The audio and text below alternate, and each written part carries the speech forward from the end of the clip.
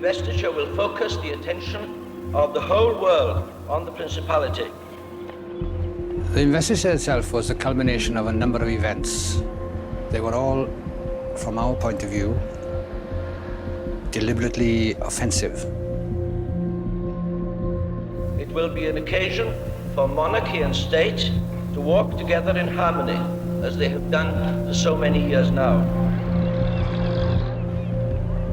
They were throwing gauntlets down, and someone had to pick them up.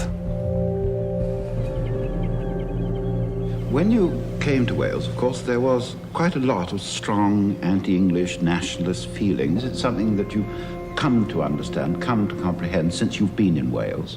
You see, I think they feel so strongly about Wales as a nation, and it means something to them, and they're depressed by, you know, what might happen to it if they don't try and preserve the language and the culture, which is very unique and special to Wales. And if something is unique and special, I see it's well worth preserving.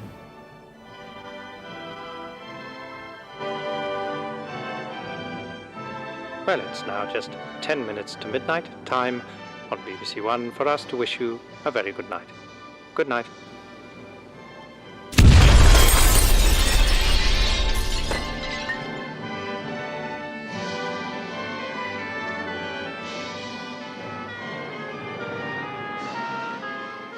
Yn ystod y nos neithiwr, fe ddigwyddodd yr hyn roedden ni I gyd wedi bod yn ei ofni ers misoedd. I believe that the nationalists of Wales have created a monster they cannot control.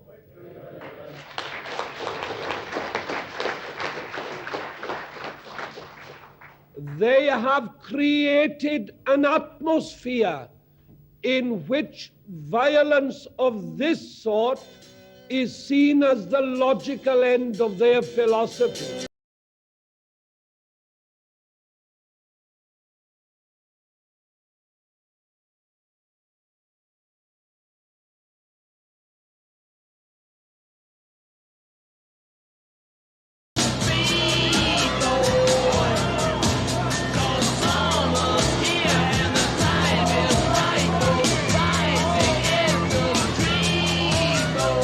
We in Wales were the local arm, as it were, of a worldwide movement.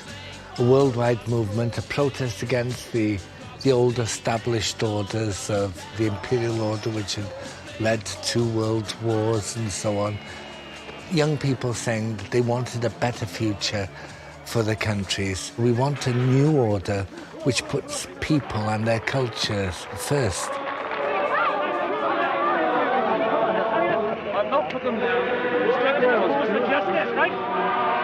So the irony of the investiture is that it happens at the end of the 1960s, the end of a decade of extraordinarily tumultuous politics, decolonisation, student revolution, the pill, the expectation of equality. It's absolutely huge. Everybody has changed, and this family wasn't. In their island, what they do is reinstate this antique ceremony, purporting to be about 600 years old, except they've made it up.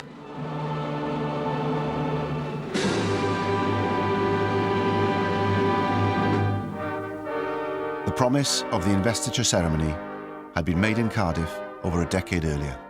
The British Empire and Commonwealth Games in the capital have made this a memorable year for the Principality.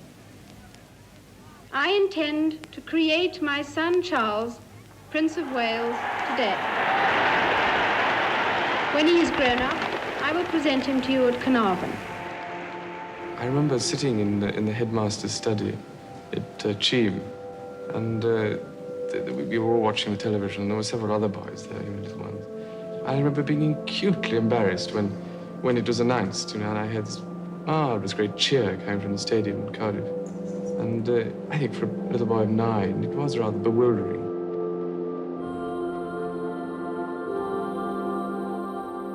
Charles is a frightened, subdued soul. The Queen tells him, across a public address system, for goodness sake, that he's going to be anointed the Prince of Wales.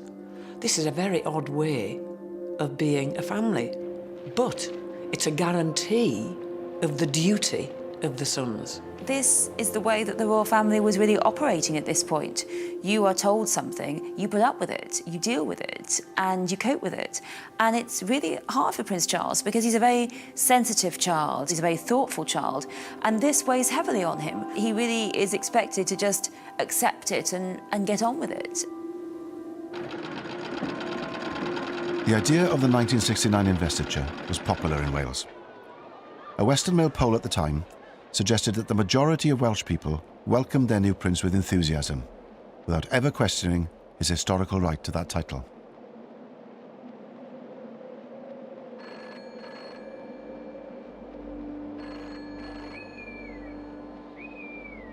Wales has always been regarded as something of a poodle.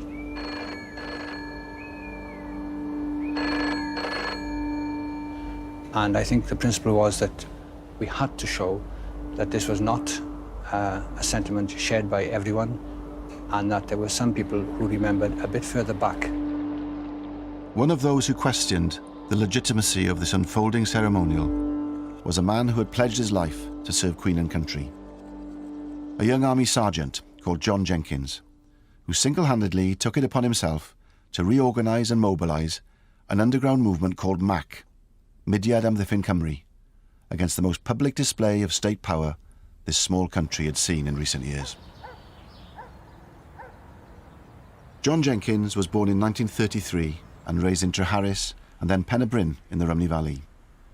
He was the son of a miner, and he described his childhood as idyllic. The young John wasn't raised as a Welsh speaker, but he was fascinated by history and his Celtic roots. In particular, he was captivated by Capel Gwladys, an ancient site on Gelli Gaer Common, close to his home in Pen y Bryn. It's a place he would return to many times in his life. He played drums in the local kazoo band, and his love of the drums and the outdoors would take him into the army.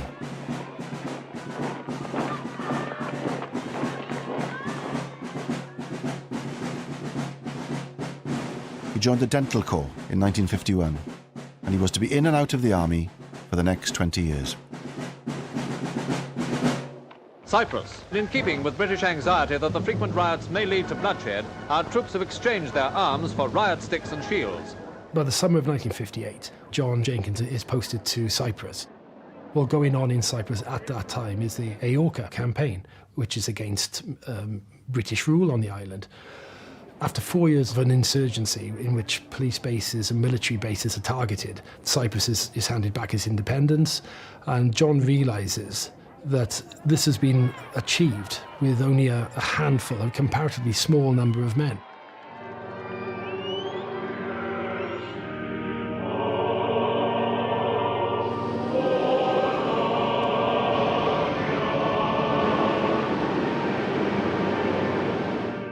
The British Empire flourishes because of the coalfields in South Wales, because of the iron, the steel, not just in South Wales, not just from the slate from North Wales, but it's an integral part of the imperial story. But by the 60s, that empire is dead, essentially. The empire is crumbling. Those opportunities that were there in the empire are no longer there. The coalfields are beginning to fail, so that you see unemployment amongst the coal miners increase in the 1960s.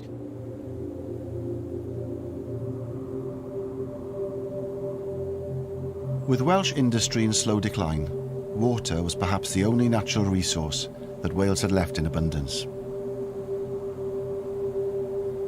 Dams had been built and valleys drowned since Victorian times. But it was the proposal by Liverpool Corporation to create yet another reservoir at Capel Celyn that was to bring the Welsh nationalist spirit to life. For many in Wales, the drowning of the village of Capel Celyn in the Tryweryn Valley was the defining political event of their generation. Despite protests on the streets of Liverpool, numerous petitions, and a vote by every Welsh MP against the proposed scheme, the drowning of the valley went ahead. John Jenkins' political flowering really begins with witnessing what is happening with the flooding of Tryweryn. I mean, he's in Germany at the time. He sees that there are 36 Welsh MPs, not one of whom votes in support of the bill, and yet, having exercised this democratic opposition, the voice of Wales is ignored. But he thinks something's wrong here. When a nation such as Wales can be hit over the head so badly, then where do we go from here? Where does that leave us?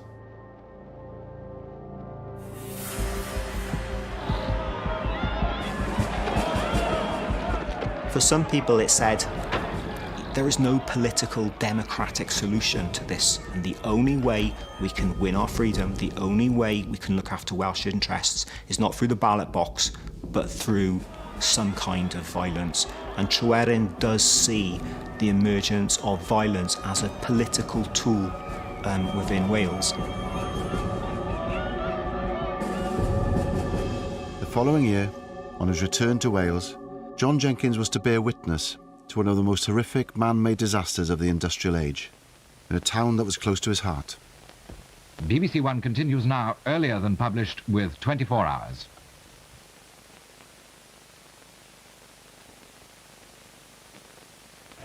Honestly, I don't know how to begin. Never in my life have I ever seen anything like this. I hope that I shall never, ever see anything like it again. This is one of many valleys in South Wales, in the South Wales coalfield tonight. It's a very special valley. It's a valley that contains death. 116 children and 28 adults were killed when the slurry from a coal tip engulfed the local junior school. I began to feel discredited in many ways, in that I was a member of a nation which was downtrodden and which was suffering. It was my mother's home, you see, for a start, and I felt it very deeply.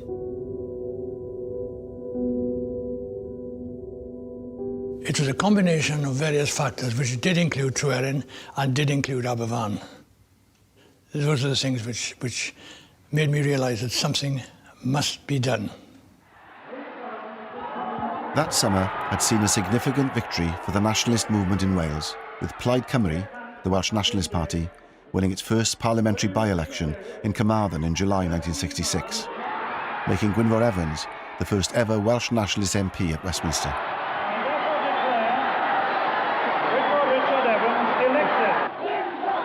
When we look at independence movements, they're always an amalgamation of different interest groups.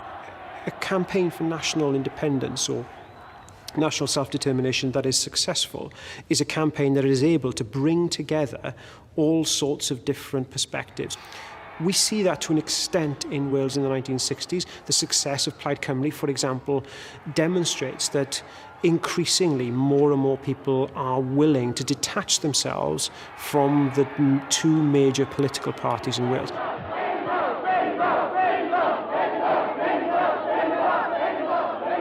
But Gwynfor Evans would struggle to reconcile his position as Plaid Cymru's only representative in Parliament with the demands of other groups within the growing movement for Welsh independence.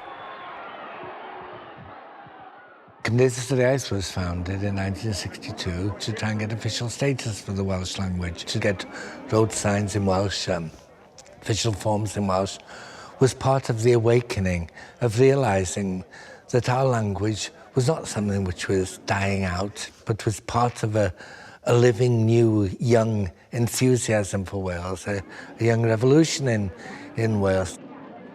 You have Cymdeithas yr Iaith that are committed to direct action, but Cymdeithas yr Iaith are also an organisation which is committed to pacifist means. And then you have groups like MAC and the FWA who are committed to a more violent campaign of disobedience, of disruption, of terrorism, if one likes. At Machynlleth, the young people met to express through a protest march their dissatisfaction with the situation in Wales. These rallies drew together a variety of organisations: the Free Wales Army, the Young Patriots League, the Patriotic Front, the Anti-Sice League, and it's open to question how far these various groups enjoyed shared objectives and shared membership.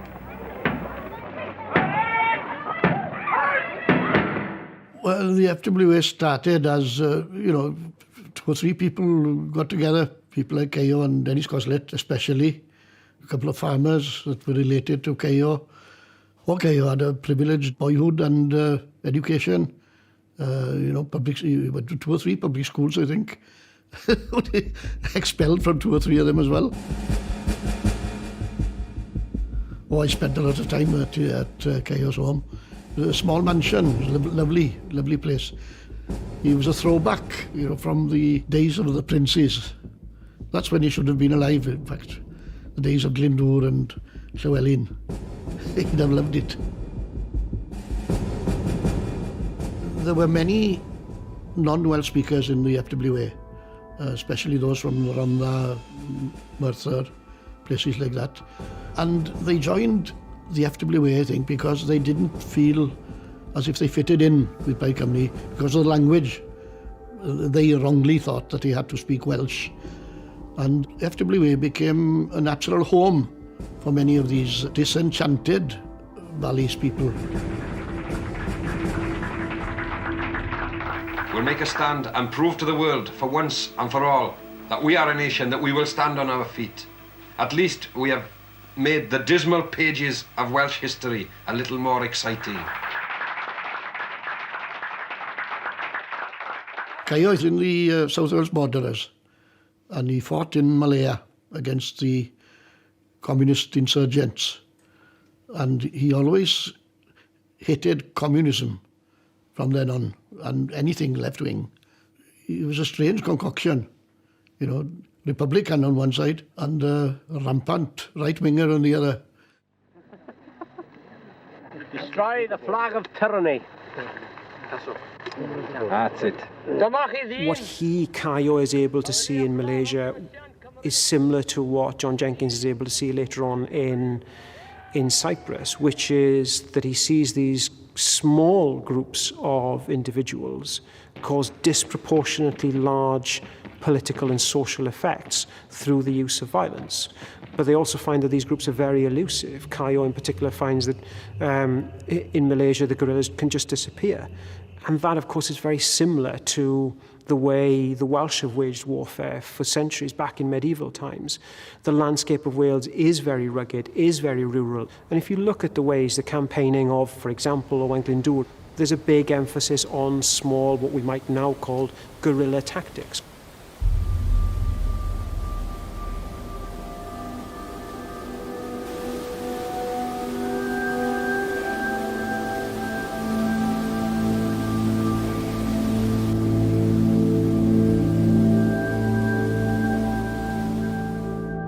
Clywedog Dam, a huge construction which was being built near Llanidloes, was to become the target of the more extreme Welsh nationalists. In 1966, it was nearing its completion when the police received a warning that a bomb had been planted on the site.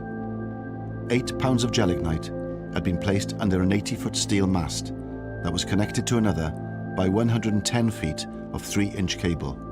It exploded, sending the entire construction cascading down the hillside. Speculation was rife about who might have been responsible, but an olive green Castro cap, found 30 feet from the scene, seemed to point the finger conclusively towards Cayo Evans and his men. I don't think it was being worn by anybody who undertook the operation. It was dropped deliberately by somebody, put it that way.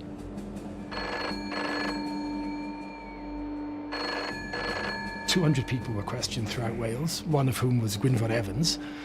So in the dark are they, I think, as to who might be responsible, whatever their suspicions.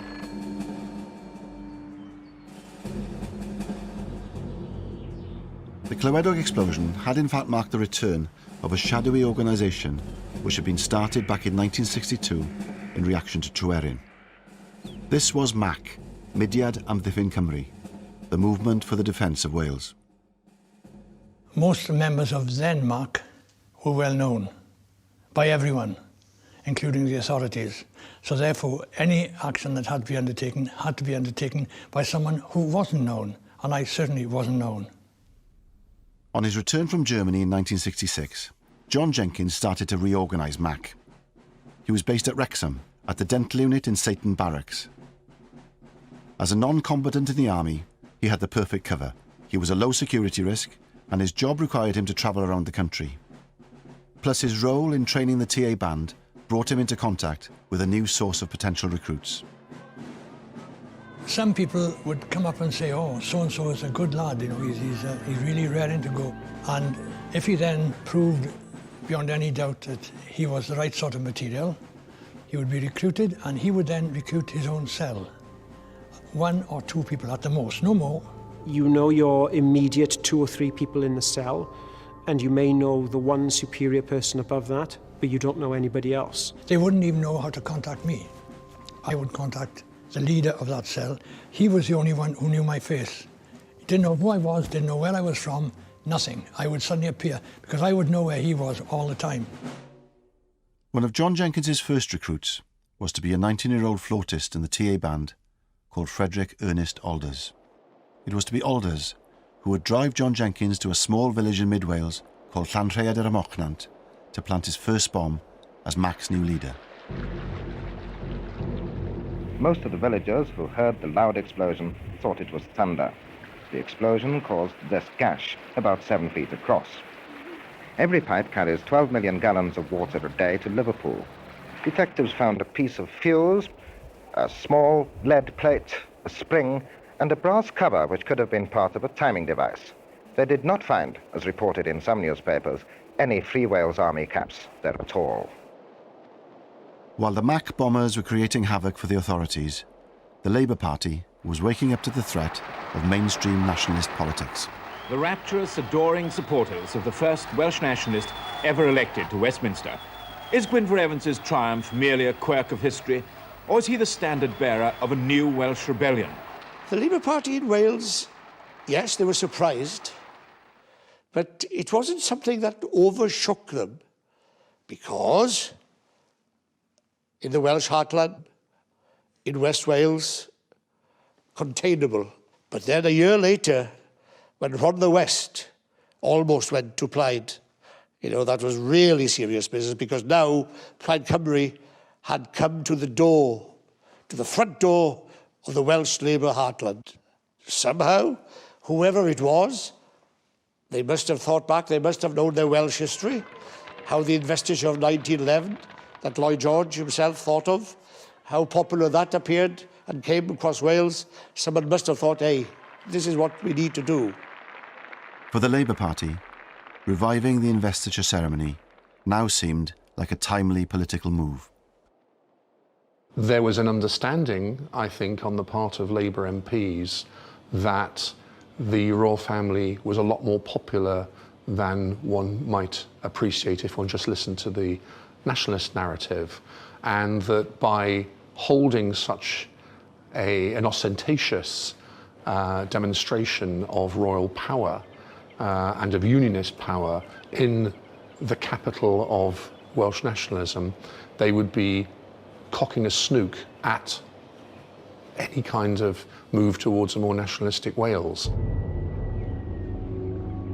When the Labour government announced that the investiture was to take place at Caernarfon on the 1st of July 1969, it provided a new focus for the nationalists in Wales. Ond wedi syni fwy bod cenedlaetholwyr wedi gallu croesawu a breichiau agored berson sy'n symbol o'n huniad a Lloegr.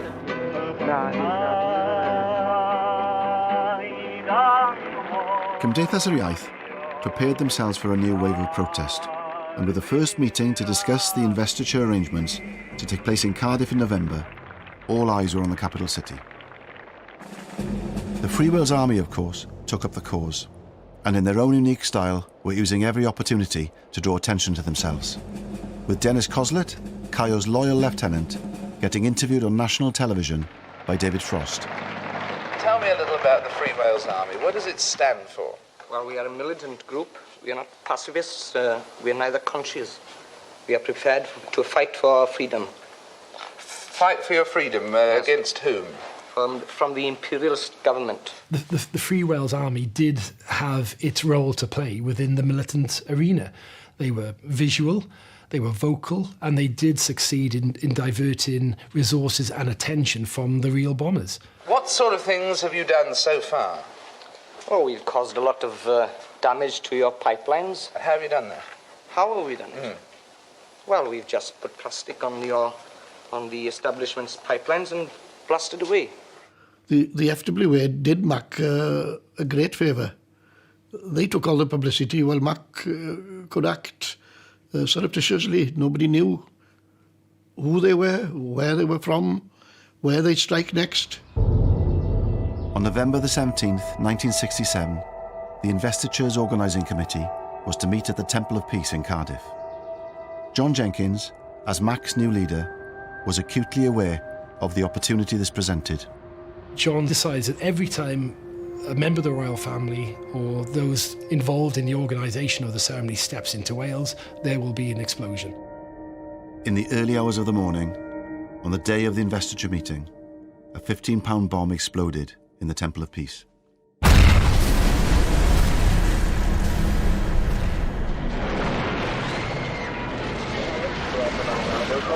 Roads out of the city were immediately sealed off, and within an hour of the blast, known extremists throughout Wales had been roused from their beds for questioning. A frantic effort was made to prepare the building for the meeting, which was due to take place in the Grand Hall at 11:30 that morning. The Queen had appointed her brother-in-law, Lord Snowdon, to coordinate the ceremony. He arrived at Cardiff Central Station to be informed that both he and the conference were the subject of a police maximum security operation. I wish to deplore and condemn the action which took place in the Temple of Peace here in Cardiff in the early hours of this morning.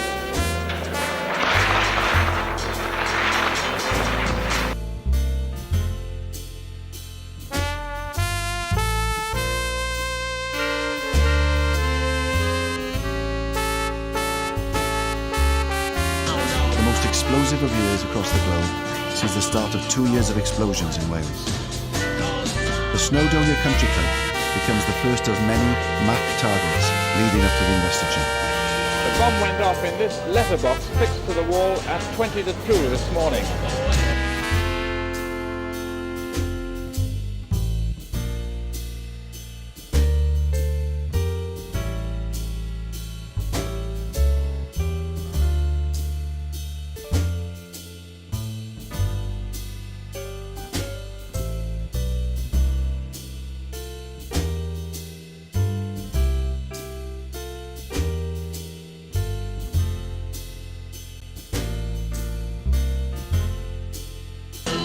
Carnarvon Castle, where the bitterness was born, where in 1282 Llewellyn the Great was killed fighting the English.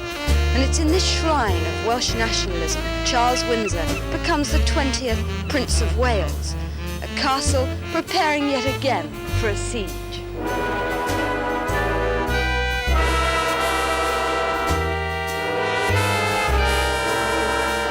Would you like to go to the investiture and see the prince? No. Why not? In case there'll be a bomb then.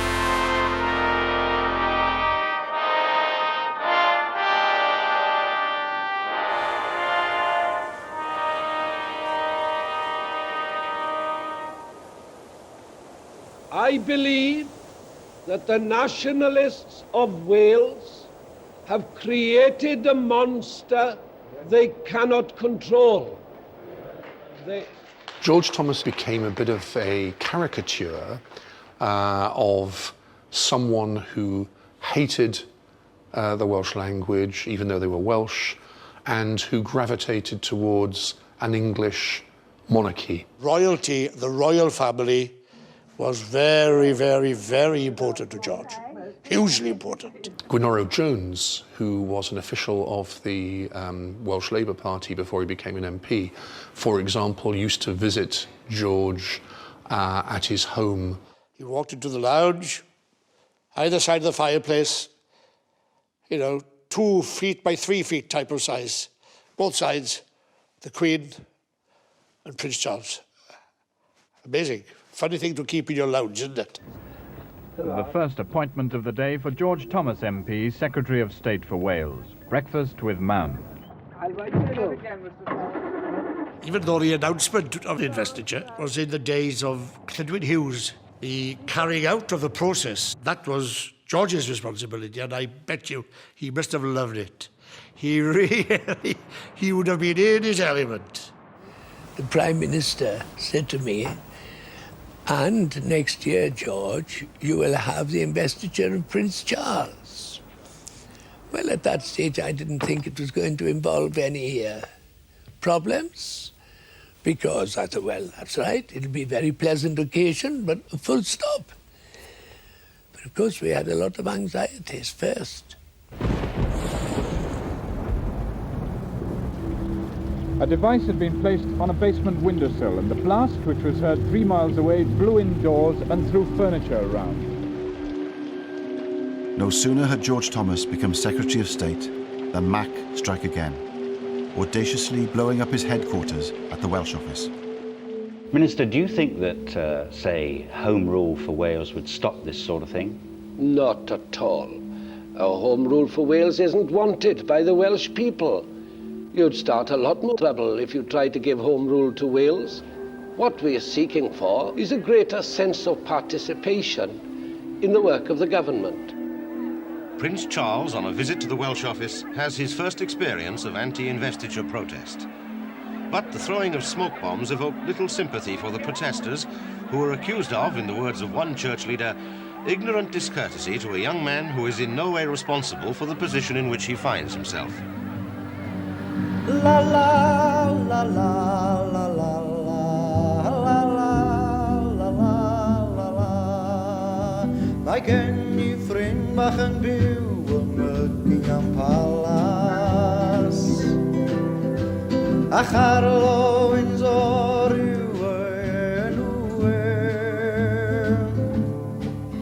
Tro dwetha res I gnocio ar ddrws oedi, daeth ei fam i'r drws a medde wrtha I.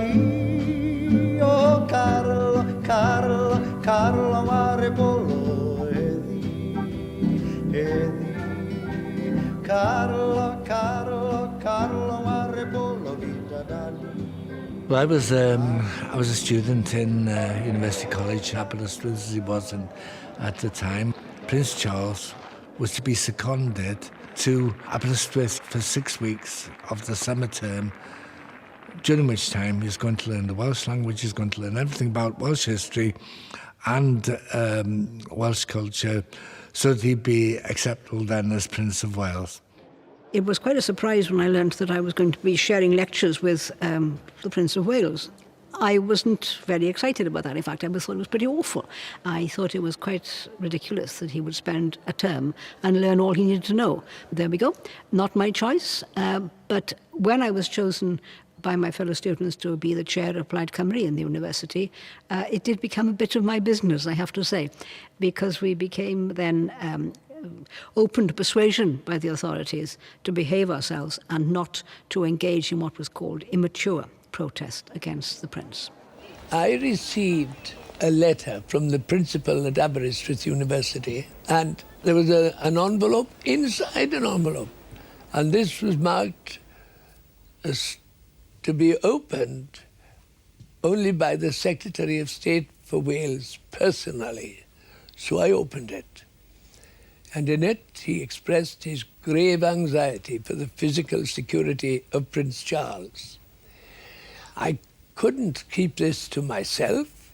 I had to report it to the Prime Minister, Harold Wilson, who said to me, "What is your advice, Secretary of State?" I said, "To proceed. We cannot have a part of the United Kingdom where a member of the royal family dare not go for safety reasons. We must proceed." The secret police was there at work in the college in Aberystwyth at the time. They had two functions. One was a legitimate function to ensure the personal safety of someone who was the heir to the British throne, but they were also there to ensure that the British state was not politically embarrassed. When we held our protest, the day in which he arrived at the college, I climbed onto the roof of the old college building and I tore up some pieces of paper and I dropped them down as confetti to mark the marriage of the University College of Wales with the British establishment. They were willing to sell out to be used for a blatantly political purpose. I was told later on that police marksmen were on 4 other nearby roofs with their rifles trained at me, so at the time, so had it even seemed that I was dropping anything more sinister than a tiny bit of paper, I'd have been taken out immediately, therefore. Mr. Millward, as one of the Prince's tutors, you've been putting the final touches to his timetable today. Just how rigorous a syllabus will it be? It's quite a heavy syllabus. He'll have his plate quite full during these 9 weeks, and he's very willing to work hard. It was very strange to be in Edward Millward's company because he was vice chair of Plaid Cymru in Aberystwyth and he was a member of staff and he was the tutor who was teaching Prince Charles Welsh. And he was one of the people who was most concerned that Plaid Cymru, the University of Plaid Cymru responded maturely and sensibly and didn't make fools of ourselves or the Prince. But he was felt by the students to have sold out to the institutions by cooperating so enthusiastically.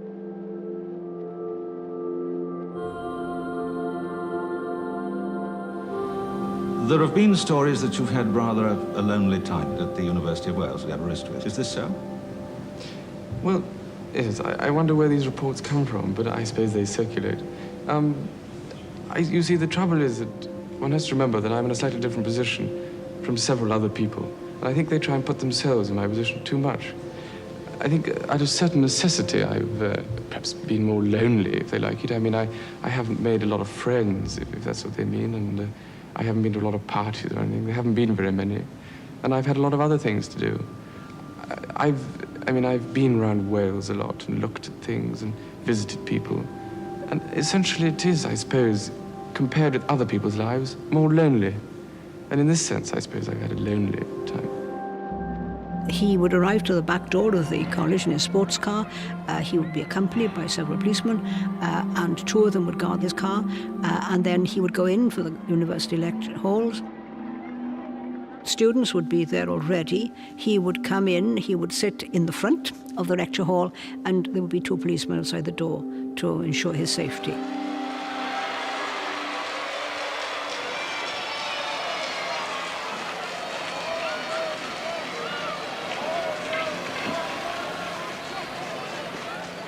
You also learned the Welsh language. Did you find that very difficult? Because most English tongues find it very difficult to get round.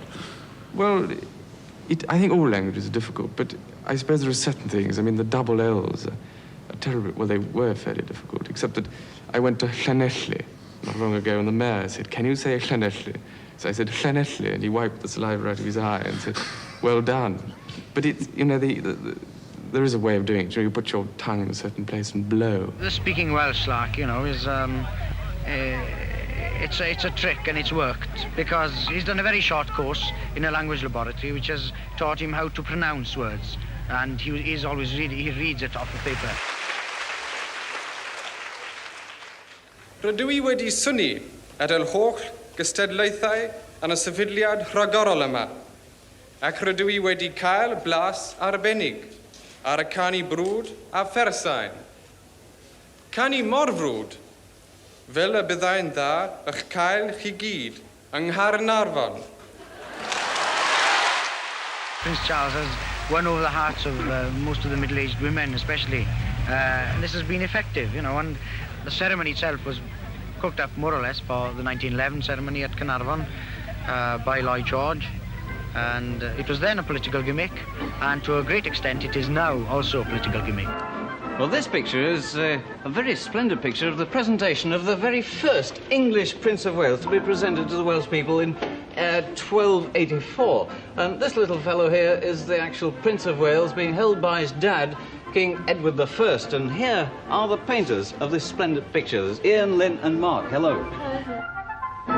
Now, of course, there is the famous story that the Welsh had said they were going to refuse to have any Prince of Wales who didn't speak Welsh. And so Edward tricked them, and he brought out his newborn son, who spoke no language at all, and said, here is a Prince of Wales who doesn't speak English. That is a complex moment of myth-making, really, because actually the investiture of Edward II took place over in Lincoln, in East England, rather than Carnarvonshire in 1301, 17 years later. And no ceremony was recorded, and certainly nothing happened in Carnarvon because Edward wasn't there. So when we think about these ceremonies, we've got to think about an idea first coined by historian David Cannadine, that was the invention of tradition.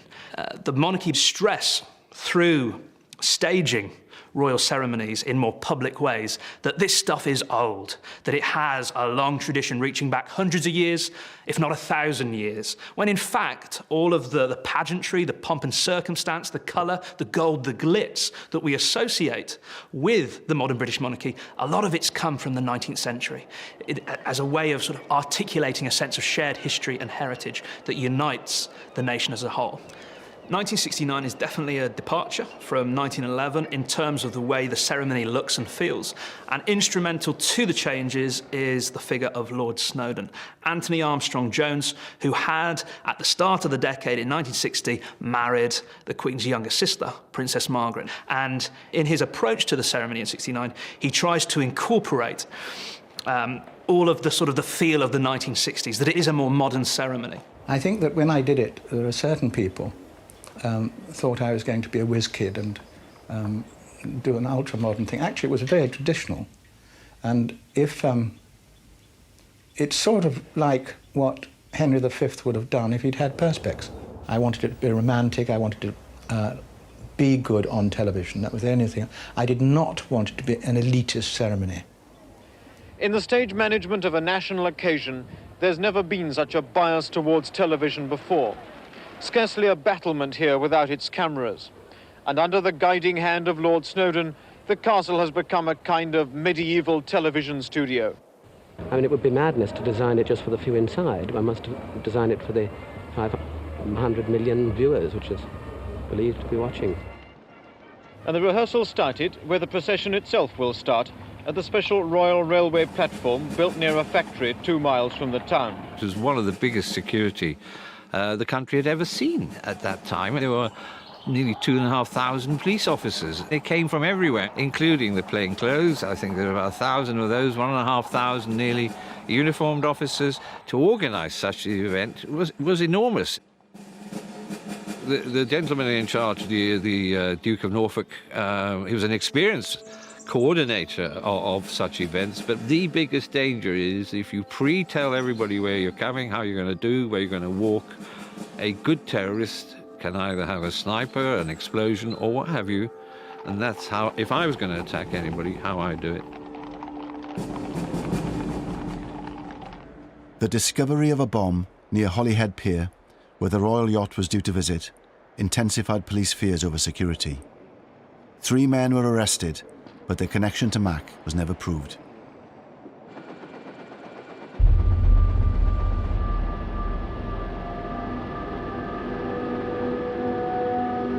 Hello and good evening from Carnarvon on the eve of the investiture. A town which seems about to explode as the sightseers pour into the streets to... John Jenkins, meanwhile, was hiding in plain sight, right under the noses of the security forces. Still a sergeant in the British Army, he had managed to get himself stationed at a temporary army camp in Caernarfon, from where he was directing his bombers. The night before the investiture, there were 4 groups out. And the object of the exercise was to disrupt the ceremony and to cause as much uproar as possible. One was a bomb placed somewhere near where the royal family coach would be coming down. Not near enough to cause any damage, but near enough to cause uproar. Another was placed in the Chief Constable's garden, and that was timed to create a 22-gun salute rather than a 21-gun salute. And another one was to blow up a pier at which the royal yacht was due to harbour, which meant it wouldn't be able to harbour because there was no pier there. The 4th device was to be set in Abergele, 35 miles up the coast from Caernarfon, by 2 Mac operatives, Alwyn Jones and George Taylor. John has insisted that he instructed the cell leader, Alwyn Jones, to target a government installation in the town, a social security office, because Abergele is en route to Carnarvon, and John is aware that the royal train will be passing through Abergele on its way to Carnarvon. I know people like to say, oh, the royal train, because it makes good copy. It was not true. We did not target the royal train. There was no intention to hurt or kill anybody. There never was. There was a hole in the ground, not a very deep hole, and there was a pair of shoes alongside the hole where the person had been blown up out of his shoes. It was dark there, and you could not identify anything that you found. I think we had to wait until daylight, really, to find the extent of it, but we knew that there were two persons. On the day the world's media focused on the investiture, two of John Jenkins's operatives were found to have blown themselves up with a bomb Jenkins himself had made.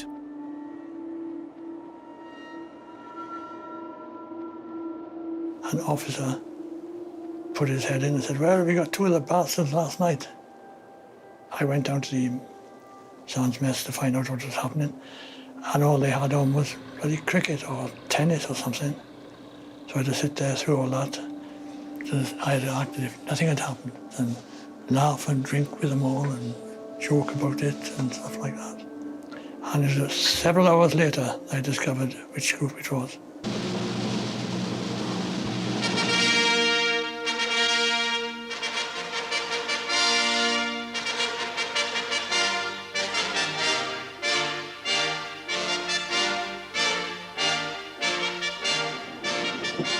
As the programme went on air, two unexploded devices still remained in Carnarvon.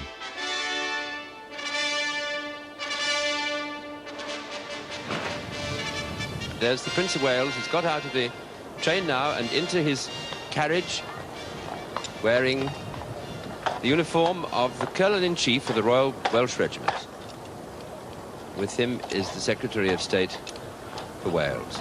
We would be untrue to history if we did not say everyone, including the royal party, everyone held their breath until the thing was over.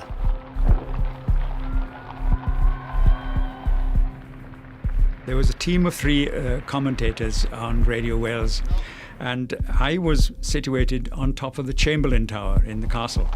Now he moves off into town. We shall pick him up in just a few minutes when he's entering the outskirts of Carnarvon itself.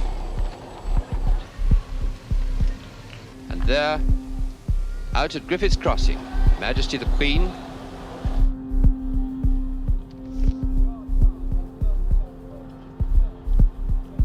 When the Queen arrived in Griffith's Crossing and came off the train, there was to be a 21-gun salute. We had instructions, whoever was on the air when the royal salute began was to cue back to me, and I would say immediately jump in and say, now you heard that gun go off. That was the first of the 21-gun salute, signalling the fact that the Queen has now arrived in Wales and is on her way into Carnarvon.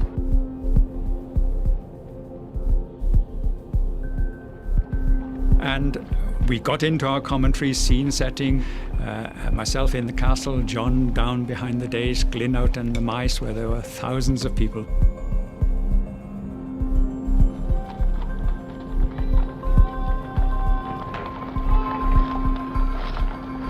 And suddenly, and rather unexpectedly, there was this boom. And so Glyn, fair play, did exactly as we had arranged. He handed back to me, and I jumped in quickly and said, there you are, he said, you've just heard the first gun of the 21-gun salute. Now we'll listen to the other 20 guns. Absolute silence, nothing. It was quite clearly a bomb. But Prince Charles just looked at me and said, what was that, Mr. Thomas? So I said, Royal salute, Prince Charles. And he looked at me with a question mark in his eyes and he said, peculiar royal salute. And I know North Wales will forgive me because I said, peculiar people up here, sir. I had to say something to cover up. And we both laughed. I said, well, evidently that wasn't the first gun of the 21-gun salute. And then I looked over my shoulder and I just saw a plume of smoke on the hill behind the other side of the harbour, and some people running around. And in fact, it had been a bomb, maybe a diversionary bomb, but it was a bomb. Now, what we're looking at now is an incident of some kind. I heard an explosion just a little moment ago. We thought that one of the guns had gone off accidentally. There could just possibly have been an explosion. The bomb, planted by Mac in the Chief Constable's garden on Love Lane, had detonated as planned, throwing the traditional 21-gun salute into disarray. Now here's the Queen, following up behind her son and just on the outskirts of the town with a full sovereign's escort. The Queen is utterly preternaturally calm. Nothing can flap her. I mean, the Queen herself was very nervous when she went through the coronation. She was very nervous about the ceremonial, very nervous about the fact that if you put a foot wrong on TV, it'll never be forgotten. So how must Prince Charles feel going into this impossible new ceremony? A young man, he's not king yet, he's a long way from that responsibility, and he's young and he's nervous and he takes things incredibly seriously.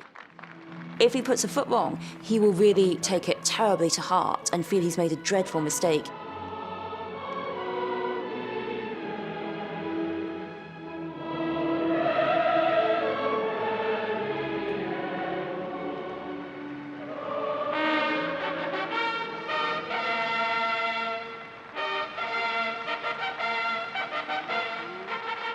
Lord of the Isles and Great Steward of Scotland, Prince of Wales and Earl of Chester, and to the same our most dear son, Charles Philip Arthur George, have given and... So the story goes, whether true or false, that the coronet designed by the Garter King of Arms and Louis Osmond, that the bauble at the centre of the coronet malfunctioned just days before the investiture. And so rather than fuse the original bauble back at the centre of the coronet, what instead they had was a ping-pong ball wrapped in gold leaf, which made it there on the day. The symbol of sovereignty. I'm not totally convinced by the story. I think it's one that the tabloid press ran with a few years ago. Am hynny, yr ewylltisiwn ac yr rhoddwn o'r chymun caeth, yr ein rhan ni. Fe ysbrydolwyd pob un o'r bobl hyn, mewn rhyw ffordd neu gilydd, gan y treftadaeth hon.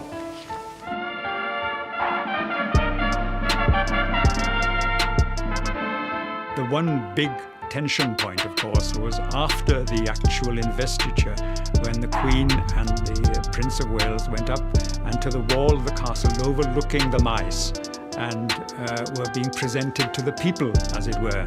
But once they appeared on the balcony, everybody was holding their breath.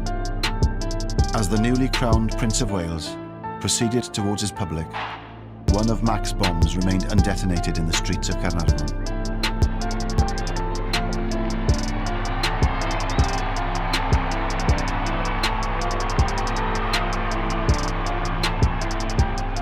We can only guess at what her feelings were in that moment when she presents her boy to the people.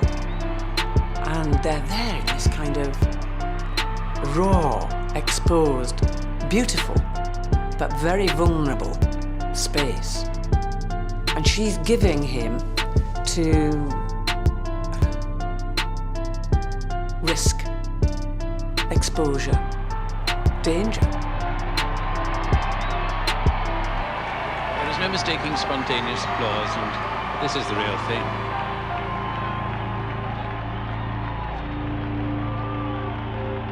At the end of Investiture Day, there are two Mac devices which have yet to activate, which should have activated at some point during the Investiture Day.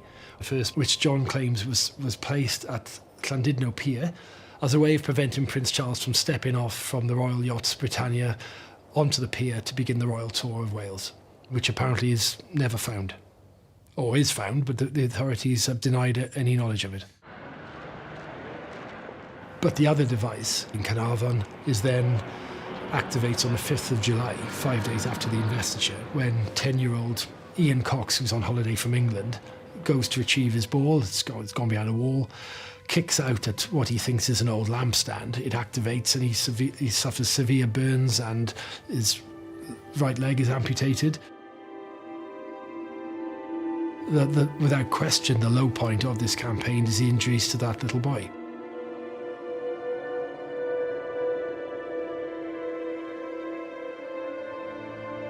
The perfectly understandable response is that such injuries to a 10-year-old boy can never be justified, whatever the political cause. Whenever anything failed to detonate, a call was always made to the police to tell them about it and where it is. And this was done, but they didn't take any notice of it, apparently. So I made a point of asking, when I was captured eventually, why didn't you take any notice of the call about the bomb? And they said, because it was one of thousands we had on that day, and we couldn't possibly investigate all of them. Such a campaign of sort of indiscriminate time devices, deaths and injuries are perhaps inevitable one way or another. Explosions on remote pipelines in the Welsh mountains is one thing, blood on the streets is quite another. This is as bad as it gets. I think, looking back, Charles was the experiment. He was the guinea pig, if you like, in the royal family media project, in the whole let's get the TV cameras in and show ourselves off. Now, partly, that's a pact with the devil. They have to do it because that's the commandment, really, of modernity. But it puts them at huge risk. He can't go back to being a private royal, a private student, ever again. I think John gets a sense that the police are onto him, and so he returns home and finds himself back at Capel Gladys, which has always been a place of sanctuary for him. John said if the pressure was bad leading up to the investiture, after it was just almost to the probably unbearable, actually. Having lost 2 colleagues in Mac, owing to a bomb which he had assembled, which he had handed to the cell leader Alwyn Jones. But if that wasn't bad enough, then he has the injuries to Ian Cox 5 days later. However successful his campaign of disruption had been, these failures were weighing heavily on him. I think he was just relieved, is the impression I get. He said it almost came as a relief when I heard that knock on the door.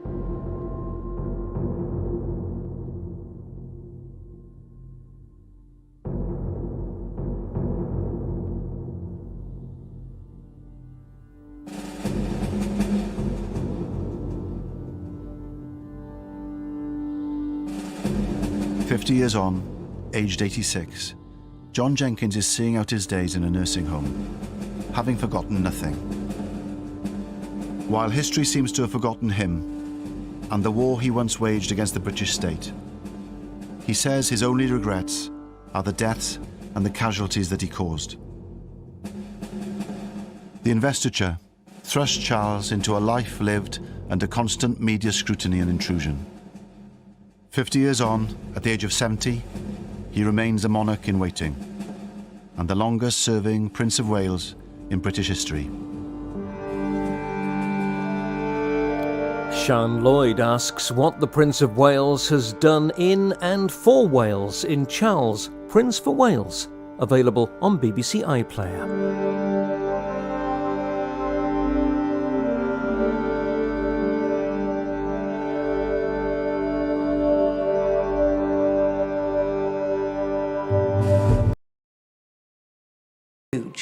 Everybody has changed, and this family wasn't. In their island, what they do is reinstate this antique ceremony, purporting to be about 600 years old, except they've made it up.